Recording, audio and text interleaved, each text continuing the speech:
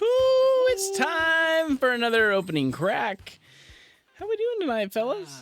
That was subtle. That was our first bottle. Yeah, I was just gonna say, this is not a can that we're opening tonight. No, we're It's moving very up in the world. interesting. Yeah, phew, to glass. Does it still count as an opening crack? The opening It doesn't have the same ring. It doesn't Thank work. you. It doesn't That's work what I as was well in the searching marketing. You nailed it. Once again, time for the opening crack, the sideshow to the D&D show that we normally do, where we taste and rank some epic brews. It is time, though, that we do a Christmas brew. Next week is Christmas. Hey-o. How's everybody feeling about that? Almost ready. Almost ready. I Okay. gotta start shopping. I still got some gifts to buy. Well, that's a problem. Christmas is next week. You just print out the picture, right? And be like, And put it in the box. transit. I do better under pressure. I ordered it. It'll be here next Thursday. It's fine.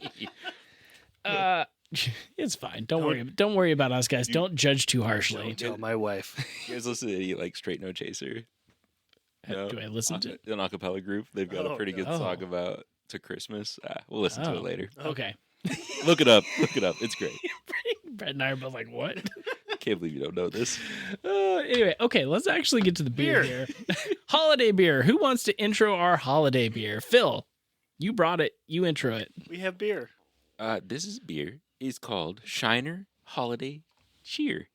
And it is brewed by Spetzel Brewery. Not gonna lie, I thought that Shiner beers were brewed by Shiner, and they're not. They're brewed by Spetzel Brewery in Shiner, Texas. That is where the Shiner comes from.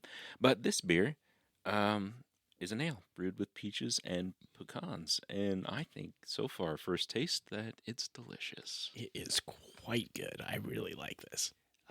This is like straight out of the Super Mario movie. Like peaches, peaches, peaches, peaches. It's okay. So it says it's brewed with peaches and pecans. Peaches are definitely very forward, but that pecan note underneath it, like, just kind of mellows it out and takes off like the fruity edge to it. It's really good. Mm-hmm. It's a smooth, fruity beer. Yeah. Brett, what are we looking at as far as packaging? It's got the Christmassy snowflakes and that sort of thing on it. Oh, the snowflakes are like, this one's like hop buds. Oh, it isn't is. And Oh, then it this is. like wheat. And wheats. Yes. Okay, that's really cool. Okay. That's super clever. Spetzel Brewing, you get bonus points for that because that's pretty damn Sneaky. good. Very sneaky. I like this. I think Phil said that it's an ale brewed with peaches and pecans, but specifically, Untapped says it is a Dunkelweizen, which is a Bavarian style dark wheat ale. I will say it doesn't. When I think dark wheat ales, I think like heavy malt beers, like something that has like stronger flavor to it. This is not. This is very mellow. I feel like a lot of times too, when I think of like a Dunkelweizen, that I think like bready, and I don't necessarily get that here. Agreed, like yeastiness to it. Yeah, almost. yeah. Yeah, I agree. I don't get that either. But they may have done that intentionally, just with those peaches. Peaches are a strong flavor. It's pretty sweet. Yeah. What do you guys think as far as taste profile beyond the peaches and pecans? Are you tasting anything else in there? Hold on, savoring. Give me a moment while I run it across my palate. I don't really pick up on a lot more other than that myself, but It's got a full flavor to it, but it's not more than that. Like that's all. That's what it is. Like it has just enough like malt. I feel like that it is a full mouth feel, but it's not. It doesn't taste malty. I don't feel like. I agree with that. It's like 100%. right Yes. there. Yeah. Whatever it is, the Special Brewing Company like balanced this out extremely well. Mhm. Like, if you're gonna brew a Dunkelweizen, and yet you're gonna get other flavors in there that take the priority, like the main show, you have to be very careful about the balance of that malt in there. And it's like it has to be the right, for lack of a better term, it has to be that right maltiness. Because if it's too dark, you're gonna taste that breadiness and stuff. Holiday beers are notorious for being overbearing. Like, oh, yes. they're so flavorful. They're so one minute season of when they taste right.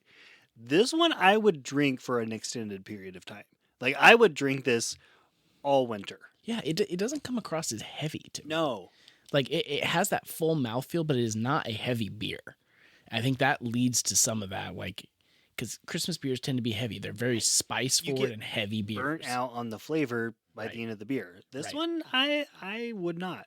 That's the difference, though. So I think we notice the peaches and we notice the pecans, and there's kind of this absence of those spices. But I think that's why it's delicious because so many of those other beers just hit it hard. Totally. Sometimes too hard. You know, by the time you're done with Lots it, of cinnamon, lots of all and those this holiday is, it doesn't have it. It's clean. Right.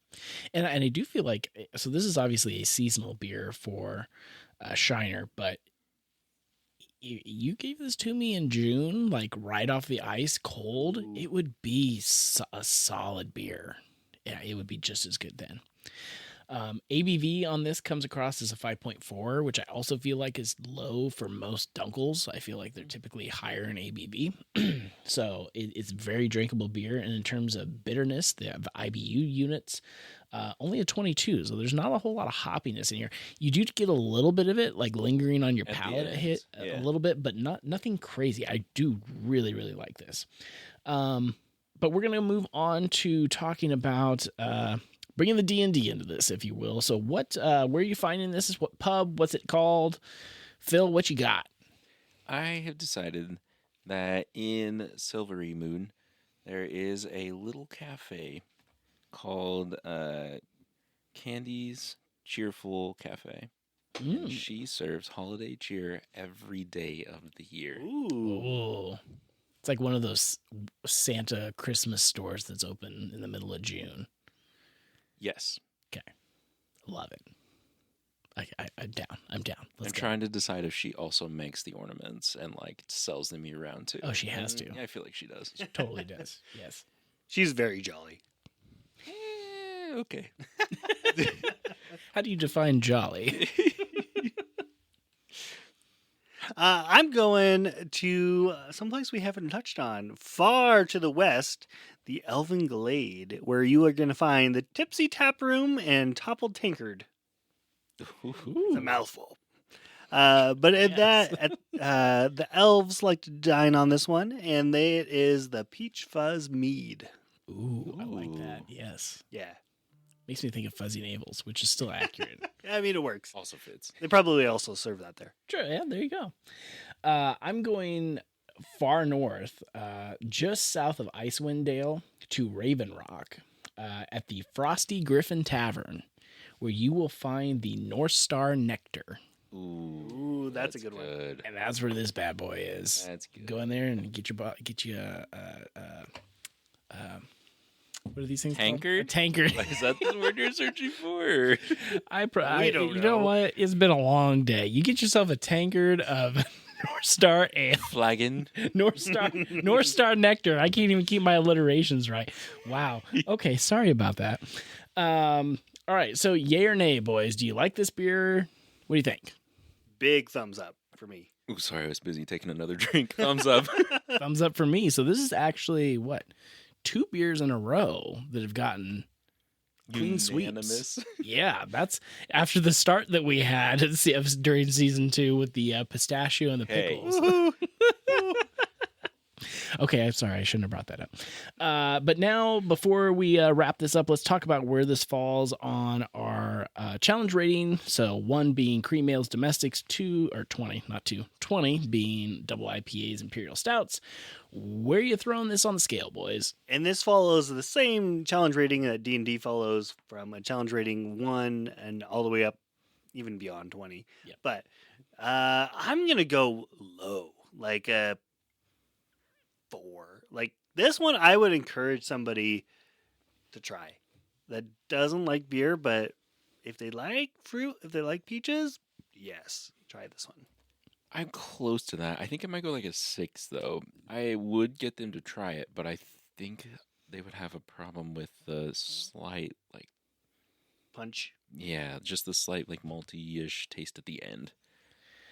I'm going to go 5. I agree with Brett. Right in the middle. Of course. I was gonna say 3, but Phil makes a really good point. I think taste wise, flavor profile is low, Agreed.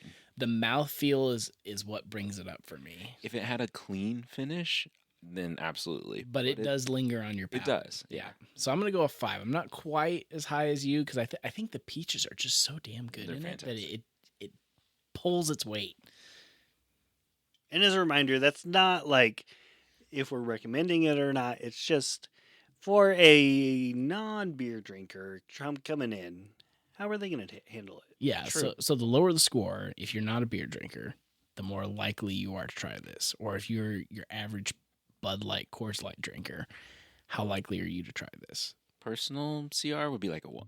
Oh, absolutely. For just Oh, us, yeah. yeah, this is the bottom of the pile. Very for sure. drinkable. Yes. I think that's going to do it Have for any more? No. That's going to do it for this bonus episode. Stay tuned for more beer reviews in the future.